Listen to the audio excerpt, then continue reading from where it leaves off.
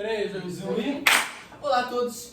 Hoje, nesse episódio de podcast, vamos falar sobre cinema nacional. E eu sou o Thiago Félix, é uma palavrinha bem rapidinha. Então, a gente basicamente vai falar sobre as características do cinema, a gente vai falar como funciona o cinema brasileiro, a estrutura dele, e também vamos fazer uma análise mais crítica, uma análise mais assim, sobre a estrutura geral, os tipos de filme, os temas, enfim. Agora, um dos nossos amigos aqui vai aprofundar mais sobre o nosso projeto. Oi, tudo bem? Sou o Felipe Baixa. Hoje a gente vai estar falando de algumas fases do cinema. A gente vai falar do cinema novo até o cinema contemporâneo, apresentar algumas características dele e explicar a importância dele para a cultura do país. Beleza, Bernardo, fala um pouco aí pra gente como o cinema começou no Brasil. Tá. Seguinte, o cinema ele começa com a imigração europeia em 1896, né, final do século XIX e tal, quando os europeus vêm aqui para o Brasil com o objetivo de trabalhar nos lavouras de café. Mas o primeiro filme brasileiro é uma curta-metragem da Baía de Guanabara, feita por dois italianos, irmãos, no dia 19 de junho de 1898. Pelo que eu lembro isso. É o dia do cinema brasileiro. Ah, entendi. Tá. A primeira sala de cinema era feita em 1899. Também por um italiano. Mas é feita em São Paulo. Aqui no Rio. Tá. E os filmes que passavam, né, nesse cinema paulista era basicamente contando um pouco sobre a rotina, o dia a dia dos cariocas, aqui do Rio. Ainda não tinha muita ficção, né? Era só... Não tinha mostrar muita ficção. Tá. As ficções começam em 1908. Ah, entendi. Bem, que os filmes eles param de ser uma curta-metragem do cotidiano e tal, e começam a ser filmes focados no fictício. Ele inicia com o filme Os Estranguladores, Caraca. feito por... Pesado, Aí as produções de longa-metragem começam a ser feitas, acho que um ano depois por aí, com o filme O Crime dos Banhados, que tinha a mesma temática dos Estranguladores. Só que depois de 1918, a produção brasileira começa a ter uma decaída. Que Por quê? depois Primeira Guerra Mundial, obrigado. Após a Primeira Guerra, as produções de Hollywood começam a bombar. E são produções com qualidade técnica melhor, com roteiro melhor, Um efeito melhor. cenários Tudo melhor, melhor. O negócio era mais bonito. E eles entraram no território brasileiro sem tarifa alfandegária nenhuma. Caraca. Eles só vinham. Então, eles tiveram uma popularidade bem maior do que os filmes nacionais. Os filmes brasileiros. Os filmes nacionais começam a ganhar, né, Mais força. mais força, isso, ligado? Quando o estúdio chamado Cinédia nasce em 1930. No governo de Getúlio Vargas, que ele estava focando na industrialização e tal, e ele apoiou bastante as indústrias além de siderúrgica e tal, indústrias de base, ele apoiou também a indústria cinematográfica. Os filmes da Cinédia tinham muito essa pegada tipo Hollywood, então tinham cenários... Perdão? Tinham cenários longos, de histórias de romance, estrelas, aí que nasce a Carmen Miranda. Ai, a diva. Desde A Carmen diva da Miranda. fruta da cabeça. Só que a Cinédia, a partir de 1940, ela começa a executar, filmes que misturam um pouco de humor com musicais e tal. Essa parte de filmes de baixo orçamento, essa mistura, eram chamados de chanchardos. O nome traduzido é besteira. Em 49 nasce o estúdio Vera Cruz, que foi o primeiro estúdio a ganhar um prêmio internacional com o filme Os Cangaceiros. Mas aí, infelizmente, esse estúdio ele entra em falência em 1959 por conta de problemas administrativos. Pois é. Durante a ditadura militar, em 1960, nasce um movimento conhecido como Cinema Novo. O Cinema Novo ele tem como objetivo mostrar a realidade, né, do Brasil e tal. E ele era muito baseado no cinema neorrealístico dos italianos e, rapidinho, Nouvelle Vague francesa. A gente teve novela disso. A gente deu com o Léo. Foi ano passado. Verdade. E os filmes do Cinema Novo eles tinham uma pegada muito, né, de política. Meio crítica, né? Política revolucionária, então criticava muito a ditadura e tal, o que fez com que muitos filmes do Cinema Novo fossem censurados. Então, assim, alguns filmes, né, como Deus e o Diabo na Terra do Sol e Vidas Secas, são filmes... Qual? Vidas Secas. Cara, A gente leu ano passado. Tem na Netflix o filme. Tem. Descobrimos agora, uma descoberta. Tem mesmo, caraca. Assim, Deus e o Diabo na Terra do Sol é meio explicativo, autoexplicativo, porque Só que o cinema brasileiro novamente passa por uma crise em 1980. acredito que tá em crise, gente. Por Crise conta, atrás de crise, né? por conta da popularidade do videocassete. Né? E por conta de uma crise econômica muito grande. Como essa crise econômica afetou todo mundo, né, do território brasileiro, os filmes as produções de filmes e os preços de ingresso subiram muito. Isso fez com que tivesse uma diminuída na produção. E também por conta do fim da Embrafilmes e de outras empresas que investiam. E também você falou sobre o negócio do aumento do preço do ingresso do cinema. Isso também tem muito a ver, eu acho, também com o fato de que só pessoas que tinham mais renda poderiam assistir aos filmes, não é? Só de maior classe podia assistir meio no cinema, porque tinha acabado de surgir no Brasil. Só que do período de 92 a 2003, inicia o cinema contemporâneo, também conhecido como cinema de retomada. Onde que, no governo de Itamar Franco, é criada a Secretaria de Desenvolvimento do Audiovisual, que financiava, né, os filmes, o que possibilitou a produção de vários filmes nesse período. Tanto que é nesse período que inicia que vem o filme Central do Brasil. Caraca! Responsabilidade. É o período de Responsabilidade. cinema no Brasil. Retomou de um muito forte. Retomou com Central do Brasil, né? Essa é a única fase do cinema brasileiro, assim, a primeira fase do cinema brasileiro, que um filme do Brasil, Nacional. Filme nacional. é indicado ao Oscar, por melhor filme e melhor atriz. E muitos falam que aquele Oscar foi roubado. Foi mesmo.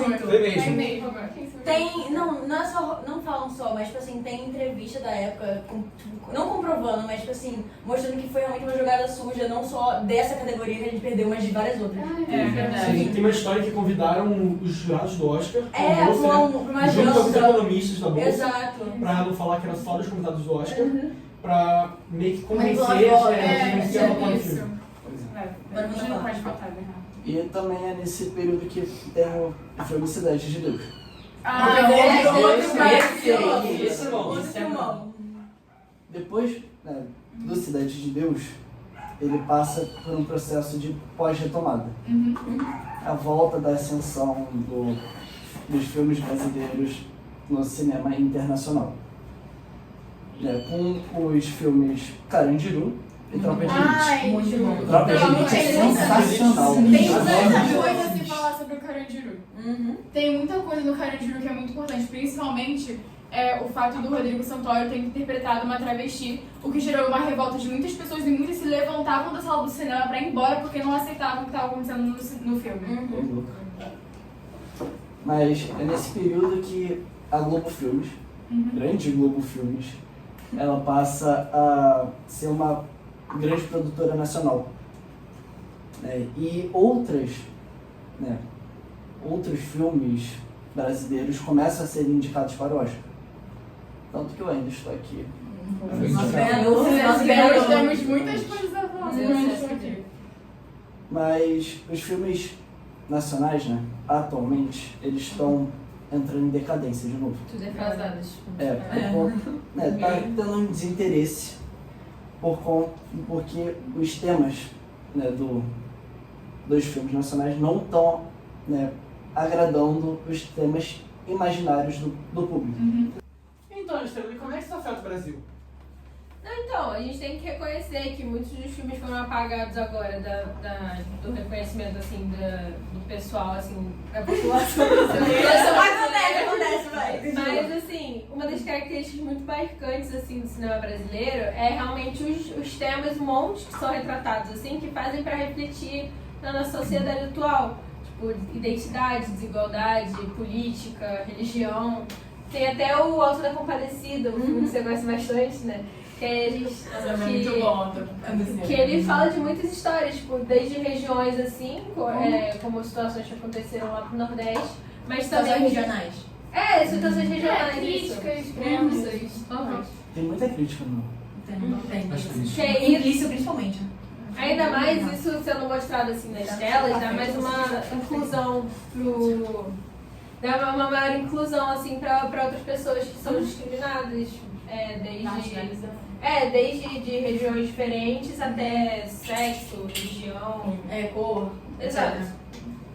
E ele desempenha um papel fundamental também para a preservação da memória coletiva brasileira, né? Da gente lembrar de momentos importantes que tinham na história e guardar eles com carinho, assim, lembrar de como foi difícil manter o cinema aqui e como foi difícil também, numa perspectiva geral, assim, manter o cinema ou coisa de...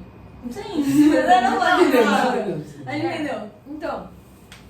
Então é muito importante que a gente aprenda a valorizar essas produções nacionais, desde que seriam até de plataformas de streaming, até empresas muito pequenas, assim, nichos menores, que também são produções muito boas, mesmo não tendo sido reconhecidas, para manter o cinema vivo ainda na atualidade. Prestigiar profissionais, pessoas da indústria cinematográfica, diretores, roteiristas, atores, produtores. Cara, algo que eu acho muito engraçado é que o cinema brasileiro, de um tempo pra cá, acabou se tornando cada vez mais algo mais industrial, digamos assim. É tipo, algo... Principalmente aqueles comédias, pelo menos assim que eu vejo. É algo muito já programado. muito programado, assim, umas piadas programadas. É imprevisível. É muito comercial mesmo. Então, é muito bom ver esses filmes novos que estão vindo à tona, esses que a gente tinha discutido. o Vitória, o Estou Aqui. Pode desse padrão, né? Então é isso, gente. Por isso a gente deve valorizar isso, das belas histórias que não devem ser apagadas e deixadas de lado. Eu acho que também, esses filmes besteirós que a gente fala que tem um orçamento mais baixo, eles são importantes pra gente, porque a gente está acostumado a ver esse tipo de filme aqui no Brasil. E quando tem um filme que diferencia, que tem um orçamento melhor, um roteiro melhor, em Dá geral, uma destacada. acaba que ele tem um destaque maior e ele consegue ser visto por mais gente, porque volta e meia ele acaba indo para o mercado internacional e acaba sendo passado por outros países. Geralmente retrata uma história real ou uma história mais séria, que isso permite também o mundo conhecer um pouco mais da cultura brasileira. Mas também, tipo, uma coisa óbvia, dá pra gente falar, tipo, mal dos filmes de besteirota, porque, gente, todo mundo já teve um episódio de com a família do cinema assistiu um besteirota. Não, são bons. Existem os bestas de comédia que, na minha opinião, são melhores que esses de besterol. Se a minha mãe não peça. Nossa, Não, minha mãe Olha como é um Muito bom. do filme é brasileiro. bem assim. Tá bom, e no final de contas, qual é o impacto que isso causa na população brasileira? Tá bom. Você sabe que o cinema brasileiro tem, querendo ou não, um grande impacto no nosso país.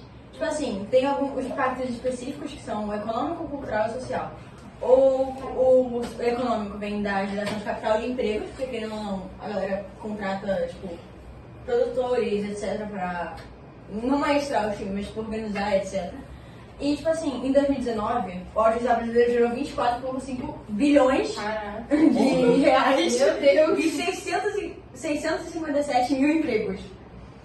Tipo assim, agora eu tô retomando um pouquinho do que você disse, você já falou sobre a influência cultural. No sentido cultural, Eles falam, obviamente, sobre a diversidade e a história do nosso país, só que também fala das mudanças que a gente teve, tipo, tanto sociais quanto políticas, os acontecimentos da nossa história, e eles ajudam a formar o imaginário coletivo. Você falou da memória, mas a memória é muito mais focada no que a gente tem que lembrar, mas também no imaginário do que a gente tem que e pode ser, sabe? Aí também, a maioria dos filmes, tipo, brasileiros, Que a gente pode fazer com aquela informação, né? Tipo, de exato. diferença. Tipo assim, eles celebram também a diversidade e a geografia do nosso país, porque querendo ou não, vamos é belíssimo. Tipo, lindo, nosso país é maravilhoso. E eles fortalecem a nossa verdadeira representatividade, não só o estereótipo que os outros países têm da gente. Enfim, eles também refletem essas mudanças que a gente teve ao longo do tempo e transformam a nossa visão, a visão que a gente tem do Brasil, que não necessariamente é um país que só acontece desgraça, é um país que já aconteceu muita coisa boa. Mesmo que tenha acontecido coisas ruins, eles trazem a história pra gente relembrar e não repetir esses erros. E também, ele, querendo ou não, ajuda como uma ferramenta de inclusão e da cidadania de todo mundo que vive aqui. E, além disso, eles atingem as pessoas de modo emocional e reflexivo, reservando as histórias.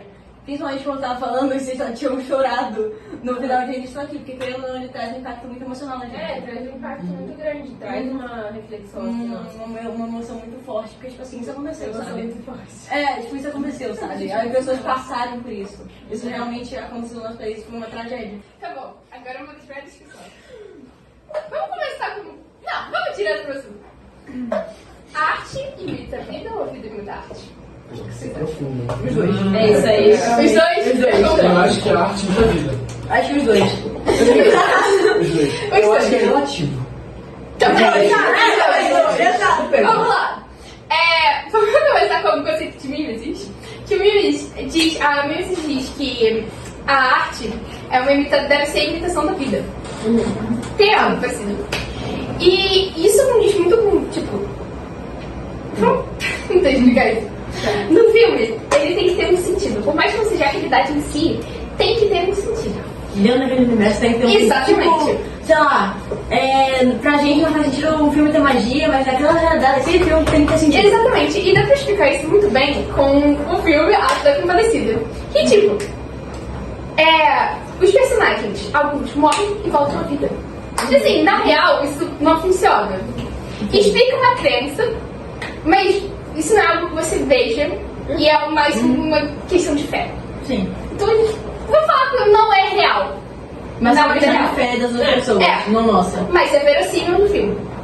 E isso serve muitas vezes pra explicar pra dar uma crítica, pra explicar uma crença e muito desse tipo. A verossimilhança, ela é bem isso, é algo que pegue mais pro real.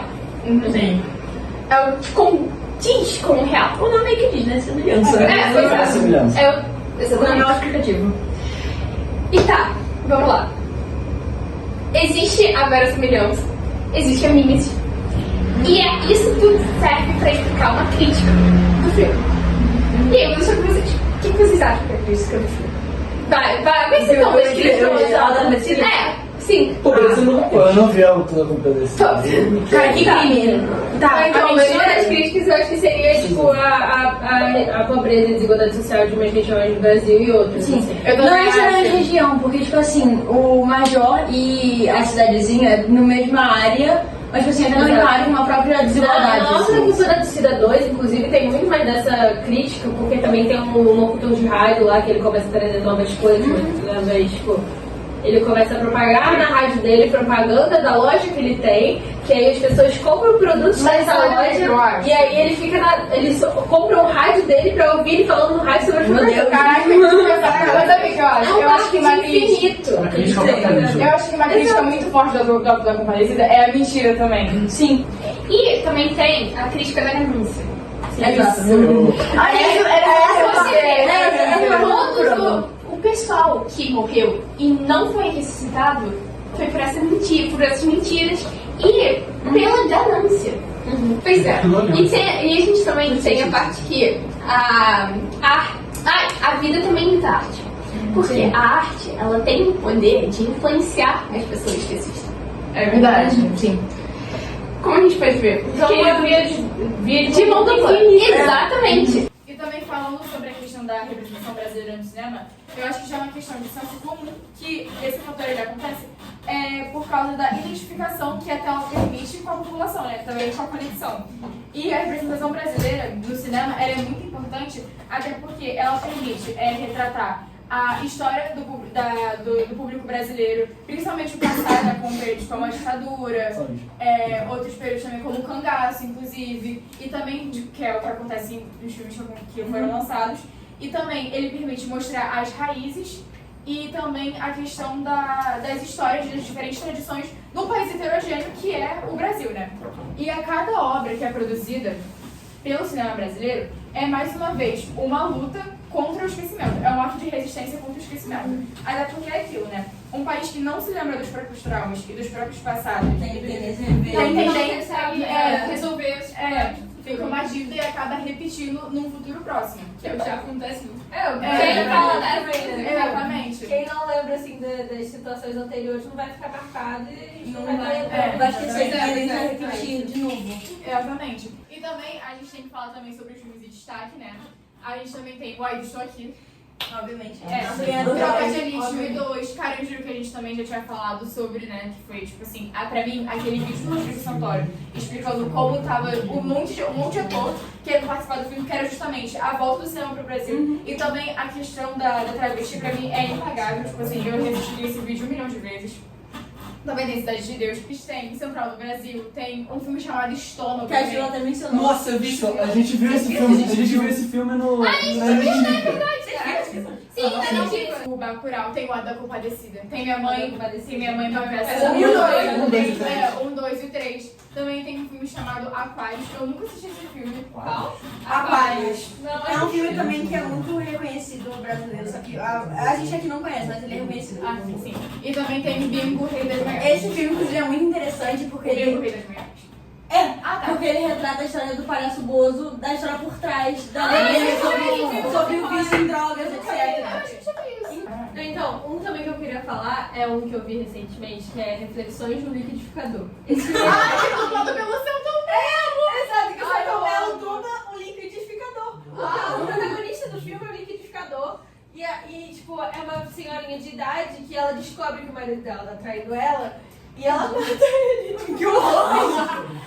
Cara, além disso, eu acho muito importante falar da importância que o cinema brasileiro tem para a nossa identidade, porque ele reflete a nossa cultura e várias histórias.